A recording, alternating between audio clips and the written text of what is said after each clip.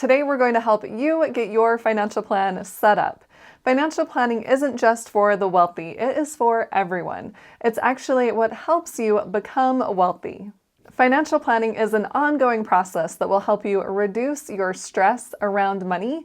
It will help you support your needs and help you reach your financial goals, like becoming financially free. I am Tiffany Thomas with WealthyTiffany.com, and I achieved financial freedom at age 38.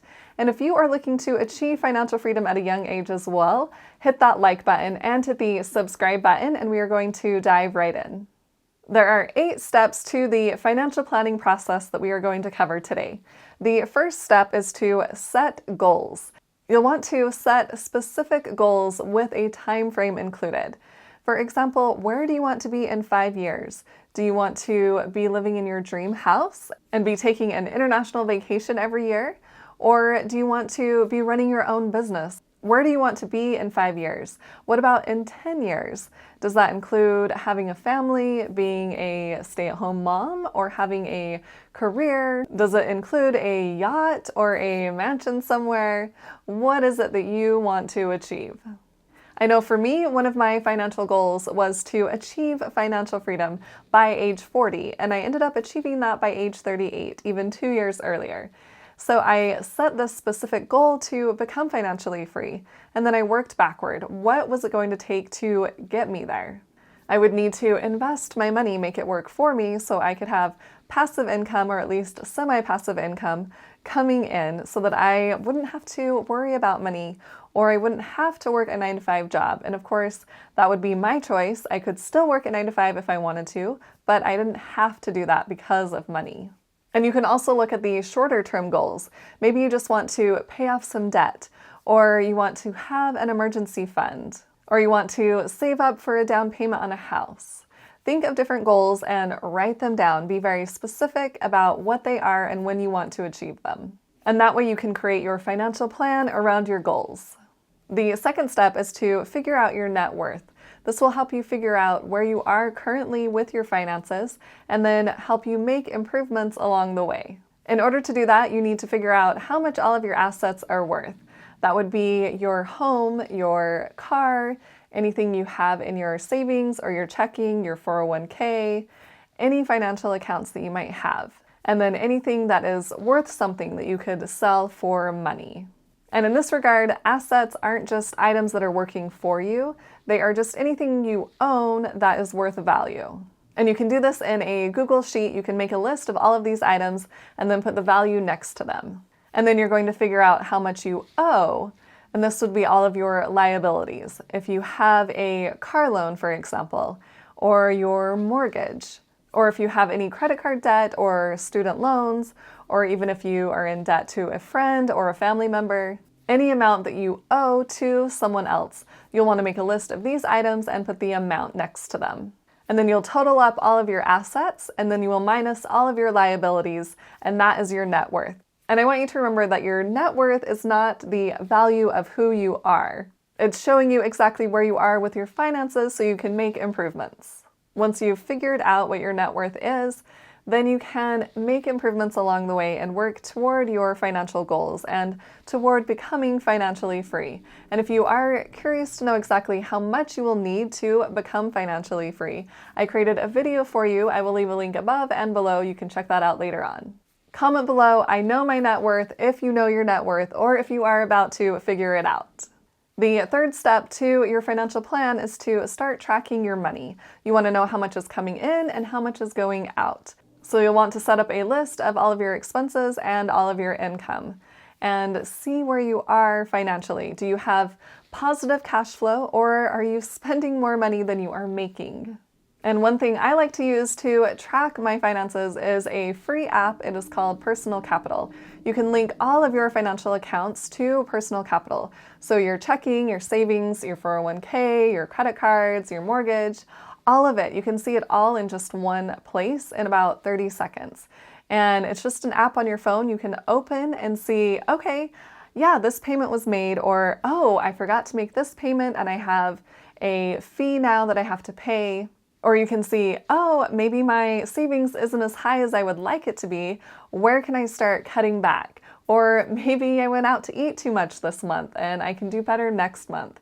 There's just all of those little details about your finances that you can analyze very quickly when you can see them all together. If you are interested in using personal capital, I will leave my referral link below.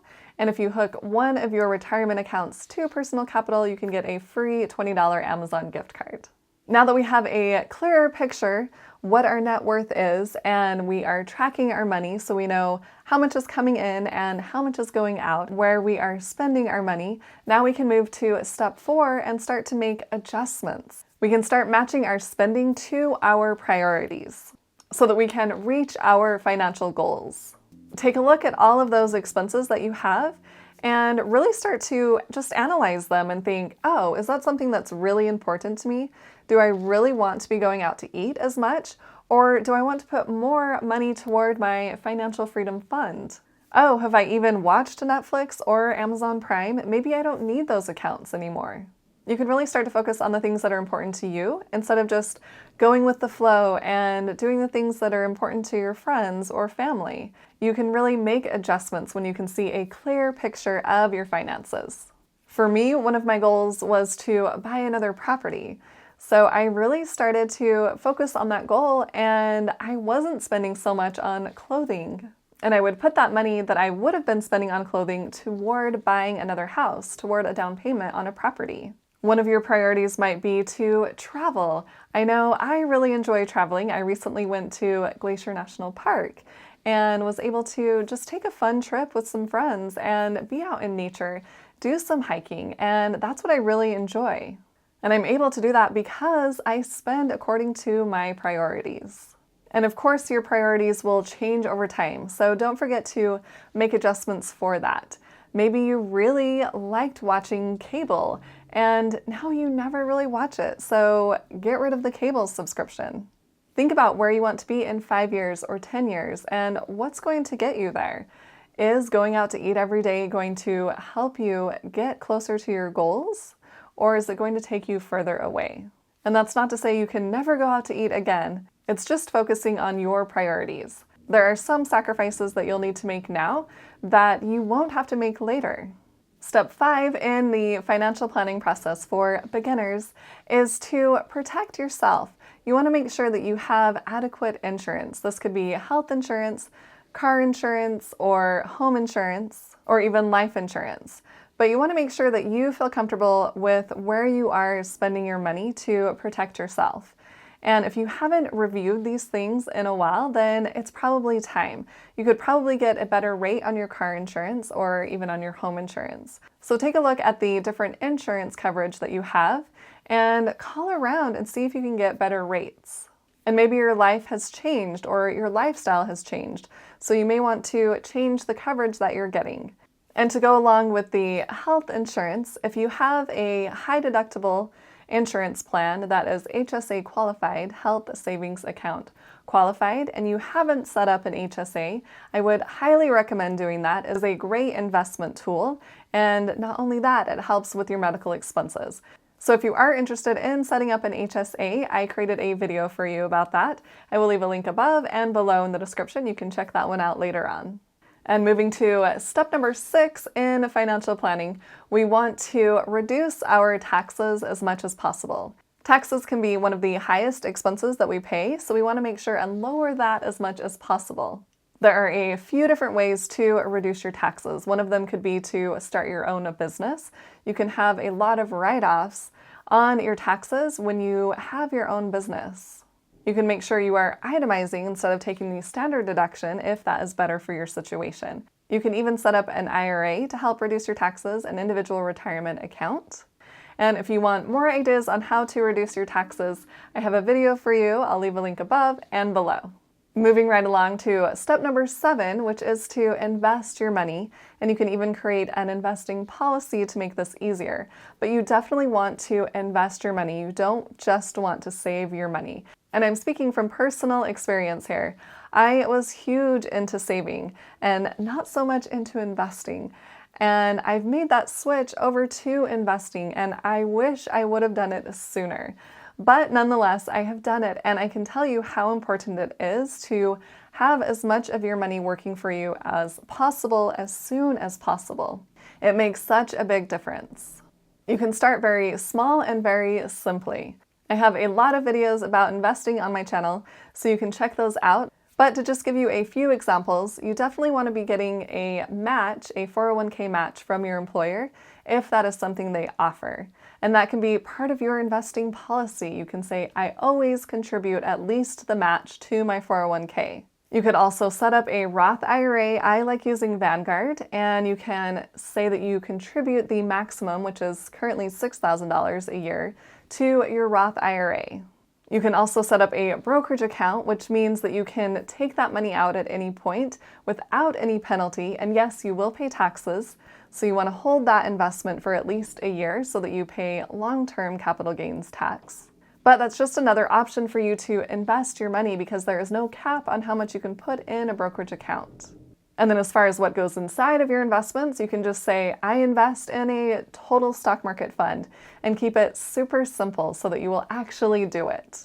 And I personally like investing in real estate, so you could add that to your investment portfolio as well if you would like to. I just buy and hold the properties and collect cash flow every month from those properties. So figure out what you want to be investing in, create a simple investing policy, and invest your money. Comment below and tell me if you are already investing your money and what your favorite investment is. And the last step, step number 8 for financial planning, is to have a will or a trust set up. It makes it a lot easier to figure out which assets you have and who they should go to if you have a will or a trust set up. And even if you don't have a ton of assets right now, it's still good to have that just in case something were to happen. And I have heard of a website you could use to set up a free will or trust. It's called tomorrow.me, and I haven't personally used it yet, but I thought I would just give you an option that you could check out. And while you're working on setting up your will or your trust, in the meantime, make sure that you have beneficiaries listed on all of your financial accounts, so that at least someone will get that money in the event that something were to happen to you. I have heard of a lot of family drama that happens when someone passes away, especially when there is no will or no trust, and they have to figure things out on their own. So let's not have that happen and take care of it beforehand. All right, if you found those 8 steps to setting up your financial plan helpful, please hit that like button and share this with someone else who wants to hear about financial planning. And hit the subscribe button to subscribe to my YouTube channel, and hit the little bell to get notified on when I post new videos. Thanks so much for watching. I'll see you in the next video.